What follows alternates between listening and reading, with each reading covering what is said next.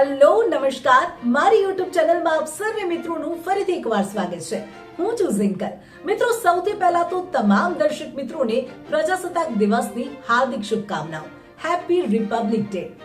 ભારતનો આ રાષ્ટ્રીય પર્વ એ સમગ્ર દેશના ગૌરવશાળી ઇતિહાસનું પ્રતીક છે, જેને કાશ્મીરથી લઈ અને કન્યાકુમારી સુધી તમામ લોકો ખૂબ જ ગર્વ અને ઉત્સાહથી મનાવે છે. તો આજે આપણે જઈએ ભારતની કેટલીક એવી જગ્યાઓએ જે ગૌરવશાળી ઇતિહાસ અને સ્વાતંત્ર્ય સંગ્રામ સાથે જોડાયેલી છે, જે દેશભક્તિની ભાવનાના પ્રતીક સમાન છે.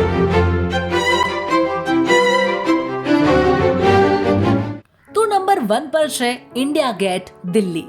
રાજધાની દિલ્હીનો ઇન્ડિયા ગેટ દેશ વિદેશના સહેલાણીઓ માટે આકર્ષણનું કેન્દ્ર છે. રાષ્ટ્રીય પર્વ પર અહીંનો નજારો દેશભક્તિની ભાવનાથી ભરપૂર જોવા મળે છે. આ જગ્યાએ ગુલામ ભારત અને આઝાદ ભારતના બદલાતા દોરને જોયો છે. ઇન્ડિયા ગેટ એ પ્રથમ વિશ્વયુદ્ધ અને અફઘાન યુદ્ધમાં શહીદ થયેલા સૈનિકોની યાદમાં બનાવવામાં આવેલું રાષ્ટ્રીય સ્મારક છે. તો વળી આ અમર જવાન જ્યોતિ એ દેશની રક્ષામાં શહીદ થયેલા સૈનિકો પ્રતિ સન્માનનું પ્રતીક છે. ગણતંત્ર દિવસે અહીં પરેડ નીકળે છે, જેને જોવા માટે તમે 26 જાન્યુઆરીએ અહીં જઈ શકો છો. નંબર 2 પર છે લાલ કિલ્લો, દિલ્હી. નવી દિલ્હીનો લાલ કિલ્લો ઐતિહાસિક ઇમારત છે, જ્યાં સ્વતંત્રતા દિવસ પર દર વર્ષે ભારતના પ્રધાનમંત્રી તિરંગો ફરકાવે છે. આ ભારતીય ઇતિહાસ અને સંસ્કૃતિનું પ્રમુખ કેન્દ્ર છે. લાલ કિલ્લા પાસે અનેક સંગ્રહાલયો પણ આવેલા છે, જ્યાં તમે ભારતીય સ્વતંત્રતા સંગ્રામની ઝલક પણ જોઈ શકો છો. નંબર 3 પર છે જલિયાવાલા બાગ, પંજાબ.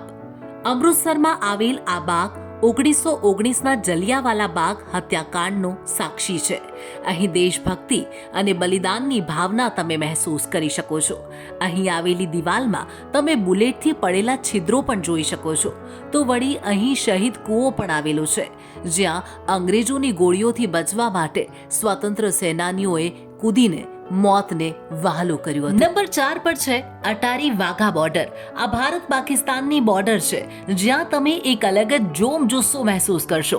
અહીં દરરોજ સાંજે બીટિંગ રિટ્રીટ સેરેમની યોજાય છે, જે પર્યટકો માટે આકર્ષણનું કેન્દ્ર છે.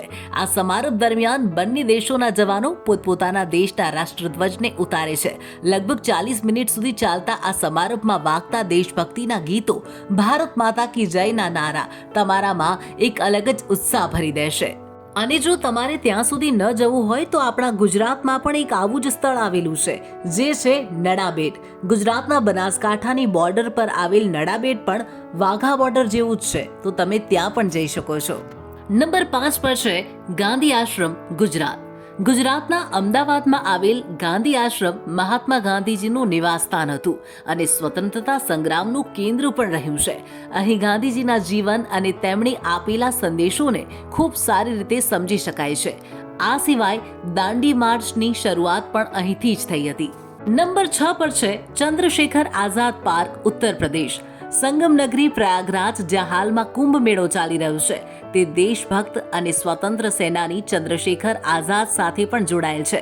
આ સ્થળ મહાન સ્વતંત્ર સેનાની ચંદ્રશેખર આઝાદની શહાદતનું સાક્ષી છે. અહીંની હરિયાળી અને શાંત વાતાવરણ તમને તેમની દેશભક્તિ સાથે જોડે છે. નંબર 7 પર છે આઈએનએસ ખુખરી મેમોરિયલ, દીવ. 1971ના યુદ્ધમાં દીવના દરિયાકાંઠે ભારતીય નૌકાદળનું જહાજ આઈએનએસ ખુખરી પાકિસ્તાની સબમરીન દ્વારા છોડવામાં આવેલ મિસાઇલનો ભોગ બન્યું હતું, જેમાં 28 અધિકારી અને 176 નાવિકો શહીદ થયા હતા.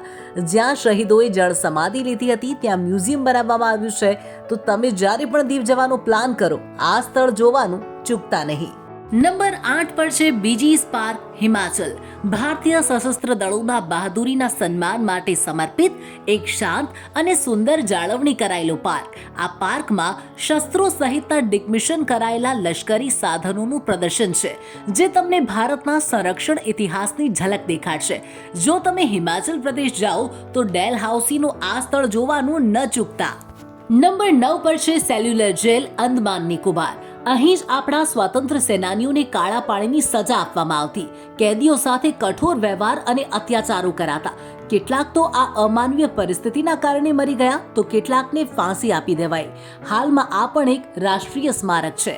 Last but not the least number 10 પર છે સ્ટેચ્યુ ઓફ યુનિટી.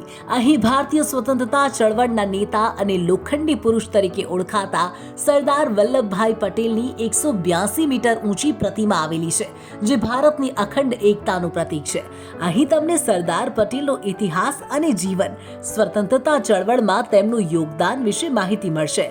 અહીં વાગતા દેશભક્તિના ગીતો તમારામાં એક નવી જ ઉર્જાનો સંચાર કરશે. તો મિત્રો, દેશભક્તિને લગતી અમારી આ વિશેષ રજૂઆત આપને કેવી લાગી અમને કમેન્ટમાં જણાવજો. આ વિડીયોમાં અમે જો કોઈ સ્થળ ચૂકી ગયા હો તો તે પણ અમને કમેન્ટમાં કહેજો.